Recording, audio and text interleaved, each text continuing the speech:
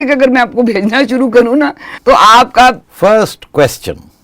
جی پہلا سوال، بلکہ ان کے 3 سوال ہیں. فائق صاحب نے یہ آپ سے اقلیتوں کے بارے میں 3 سوال پوچھے، سنیے گا. سلام سٹی صاحب. سر فائق گلرز کر رہا ہوں پینسلوینیا یو ایس اے سے. میں فرسٹ کویسچن، اگر کرسچن اپنا ووٹ دے کے پنجاب کو نہ توڑتے تو کیا پنجاب کو بھی پاکستان کا حصہ بن سکتا تھا؟ سیکنڈ کویسچن، پاکستان کو ایز اے سیپریٹ اسٹیٹ بنانے میں کرسچنس کا کیا کردار رہا؟ اور میں تھرڈ کویسچن، اب وقت نہیں آ گیا کہ اس ریئل گورنمنٹ کو منارٹیز کے اگینسٹ جو ان کی پالیسیز ہیں to keep minorities under pressure and in a constant fears, اس کو بھی ریویو کر لیا جائے؟ فائق گل صاحب نے بہت دلچسپ سوال پوچھے اور میں حیران ہوں کہ یہ سوال کہاں سے آ گئے. تاریخی سوال ہیں اور بہت سے کم لوگ ایسے سوال پوچھتے ہیں اور بڑی انٹرسٹنگ سوال ہے. میرا خیال ہے بہت سے لوگوں کو تو اس کا جواب بھی نہیں پتہ ہوگا. مجھے بھی تھوڑی سی اس پہ ریسرچ کرنی پڑی کیونکہ اتنی یادداشت نہیں ہے کہ پارٹیشن کے وقت کرسچن کمیونٹی کا کیا رول تھا. پنجاب اسمبلی میں اس وقت جب تقسیم ہونے جا رہی تھی تو اس وقت کیا ہوا اور بعد میں کس طریقے سے کرسچنس کو اکوموڈیٹ کیا گیا اور ان کا دیکھ بھال کی گئی ان دی نیو اسٹیٹ آف پاکستان. تو سب سے پہلا سوال تو یہ ہے کہ اگر کرسچن ووٹ نہ ہوتا پنجاب کی لیجسلیٹو اسمبلی میں 1947 میں تو کیا پھر پنجاب پاکستان کا حصہ بنتا یا انڈیا کا حصہ بنتا؟ اب اس میں ایسے ہے کہ جب ووٹنگ ہوئی اس سوال کے اوپر کہ کس کا حصہ بننا ہے تو اس وقت اسپیکر اسمبلی کرسچن تھے، سنگھا صاحب. اچھا جی بالکل. اور سنگھا صاحب بہت ایک کرسچن کمیونٹی کے لیڈر تھے اور he was the speaker of the assembly. اس کے ساتھ سیسل چودھری صاحب تھے اور فضل الہی صاحب تھے، یہ بھی کرسچن تھے. یہ 3 ووٹ تھے کرسچنس کے اس اسمبلی میں.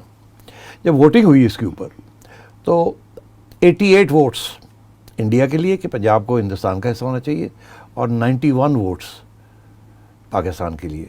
اور وہ 3 ووٹس جو تھے جو 3 کرسچنس نے ووٹ کیا تھا پاکستان کے لیے وہ they made all the difference. تو سوال یہ بنتا ہے کہ اگر اس وقت یہ اپنا ووٹ پاکستان کے لیے نہ دیتے تو کیا پنجاب جو ہے وہ پھر ڈویژن تو ہو ہی گئی مگر کیا ادھر کا جو پنجاب ہے یہ سارے کا سارا لاہور جو ہے وہ بھی ادھر چلا جاتا یا کیا ہوتا؟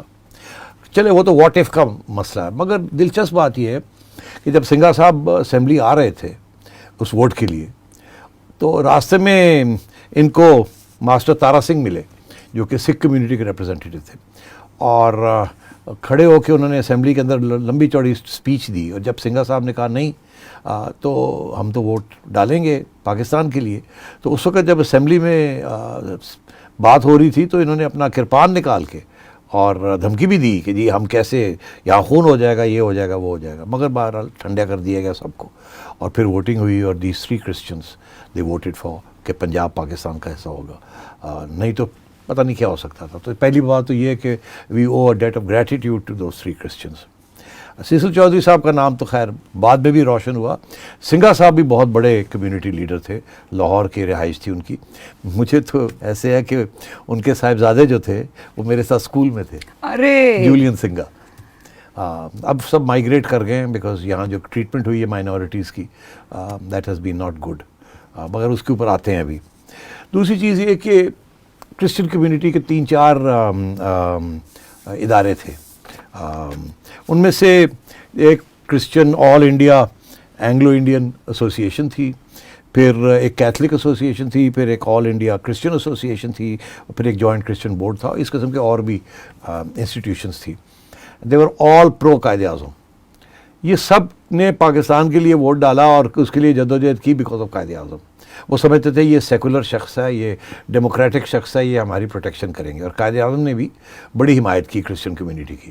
یاد رہے کہ ڈان کا جو پہلا ایڈیٹر تھا، کیونکہ ڈان اخبار جو ہے وہ قائد اعظم نے فاؤنڈ کی تھی، تو ڈان کا جو پہلا ایڈیٹر تھا وہ پٹھان جوزف، وہ he was the first editor of Dawn. اس کو قائد اعظم صاحب نے وہ کرسچن تھے. وہ کرسچن تھے اس لیے.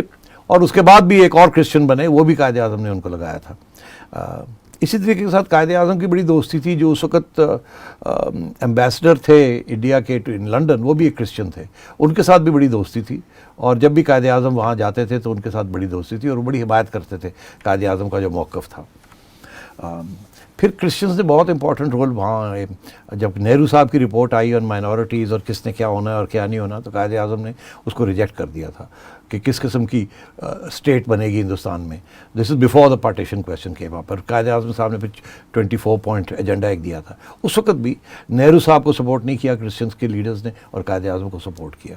تو at every stage Christian community کا بہت بڑا رول رہا ہے in the freedom movement and in the movement for Pakistan. جب باؤنڈری کمیشن دیکھ رہی تھی کہ جی کون سی چیز کہاں ہوگی, یہ ادھر ہوگا یہ ادھر ہوگا, تو اس وقت بھی 2-3 ایسے علاقے تھے جہاں کے کرسچن کمیونٹی کے لوگ خود پہنچے, انہوں نے پریزنٹیشنز کی اور وہاں آرگیو کیا کہ نہیں یہ جو جگہ ہے یہ ادھر کی نہیں, ادھر کی نہیں, یہ پاکستان کا حصہ ہوگی, and so on and so forth. تو بہت سے اس قسم کے بہت سے ایگزامپلز ہیں. اور اس کے بعد بھی پارٹیشن کے بعد بھی کرسچن کمیونٹی نے بہت اہم رول ادا کیا. وہاں آپ کے پاکستان ایئر فورس کے first chief was a Christian, آپ کے چیف جسٹس جنہوں نے آئین بنائی آپ کی جسٹس کارنیلیس, وہ بھی کرسچن تھے. پاکستان کے 65 وار میں آپ نے بہت سے نام سنے ہوں گے آف فائٹر پائلٹس جنہوں نے بہت اہم رول ادا کیا, اینڈ سو آن.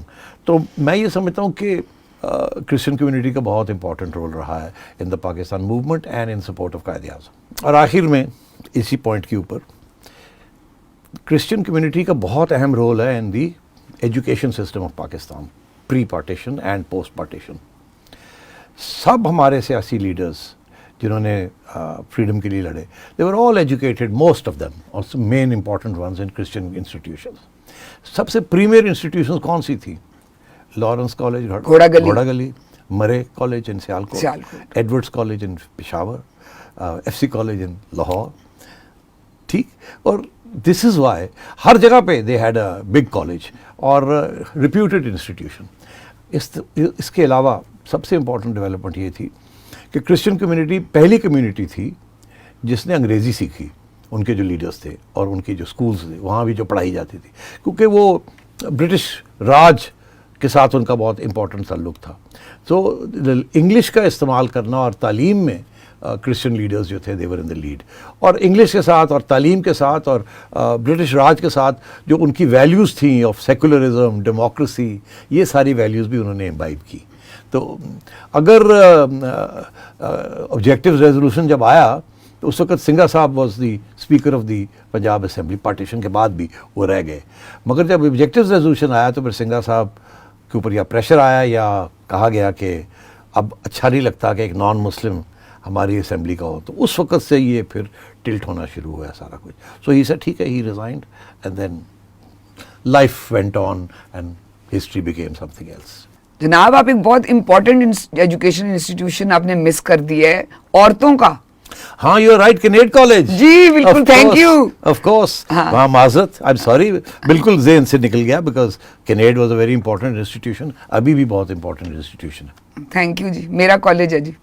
اچھا جی, آپ نے ایک ان کا جو لاسٹ کویسچن تھا وہ اس پہ بھی ذرا آپ ان کا جواب دیں کہ وہ کہتے ہیں کہ اس وقت جو اقلیتوں کا حال ہے پاکستان کے اندر اور جتنی مصیبتوں سے وہ گزر رہے ہیں, اور تو حکومت کو چاہیے نہیں کہ یہ ایسی پالیسیز اپنی ریویو کریں تاکہ ان کے سانس میں سانس آئے.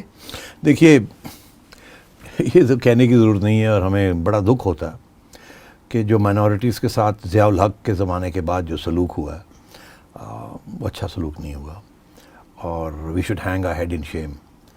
یہ وہ مائنورٹیز ہیں who played a very important role. Parsis تھے, کرسچنس تھے, ہندوز تھے, اور مائنورٹیز تھے. کرسچن کمیونٹی تو افورڈ کر سکتی تھی. ضیاء الحق کے زمانے کے بعد انہوں نے مائیگریٹ کرنا شروع کر دیا, کوئی کینیڈا چلے گئے, کوئی آسٹریلیا چلے گئے. اور لاہور کی وہ لائف تھی, ان کی انسٹیٹیوشنز اور ان کے اور جو ان کا پیار محبت تھی ود دا مسلم کمیونٹی. میں خود ایک کرسچن اسکول میں میری تعلیم ہوئی, اور سم آف مائی بیسٹ فرینڈس اور کرسچنز. یولین سنگھا کی میں بات کر رہا ہوں, مگر وہ بیچارے دب گئے آفٹر ضیاء الحق.